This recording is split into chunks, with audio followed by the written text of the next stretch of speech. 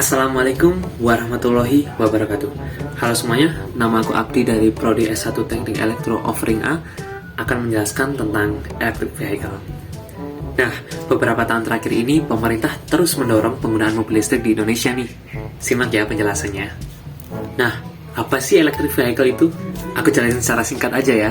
Jadi electric vehicle atau EV adalah kendaraan yang menggunakan aliran listrik yang disimpan pada baterai sebagai sumber dayanya. Nah, baterainya sendiri bisa diisi ulang di stasiun pengecasan. Jadi mobil ini bisa dicas. Nah, mengapa sih kita harus mulai berpindah ke kendaraan listrik? Jadi, satu keunggulan mobil listrik adalah tidak menghasilkan polusi suara.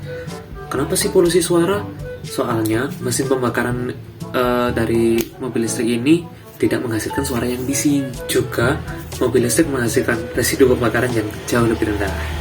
Tapi Bang, kemarin ada yang bilang kalau mobil listrik di Indonesia itu tidak terlalu berdampak untuk mengurangi polusi udara. Kok bisa sih? Nah, kita akan membahas kasus tentang emisi gas dari pengisian daya mobil listrik di Indonesia. Nah, menarik nih, ayo kita bahas. Jadi, mengapa sih electric vehicle di Indonesia atau mobil listrik di Indonesia tidak terlalu berpengaruh kepada polusi udara dan tidak memperbaiki keadaan polusi udara di Indonesia? Nah, kita juga akan jelaskan apa itu gambar ini.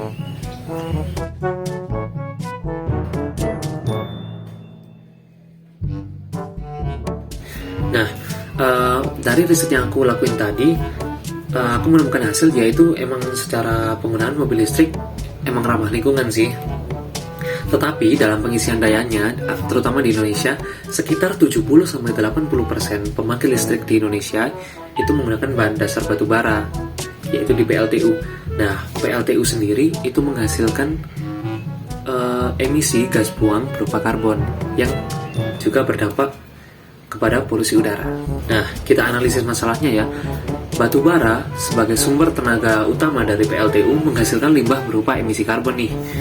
Nah, karbon sendiri jika jumlahnya berlebih di udara akan menyebabkan polusi udara yang mengakibatkan pemanasan global serta penyakit-penyakit berbahaya pada manusia.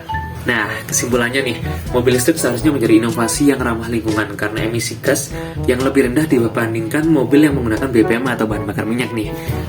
Tetapi sumber bahan bakar masih menjadi masalah serius yang harus dihadapi sebelum pemakaiannya secara luas di Indonesia. Jadi, sumber bahan bakar bisa diganti dengan pembangkit listrik yang lebih ramah lingkungan. Maka inovasi mobil listrik akan menjadi solusi yang baik di Indonesia. Sekian sedikit info dari saya. Terima kasih. Wassalamualaikum warahmatullahi wabarakatuh. Dadah.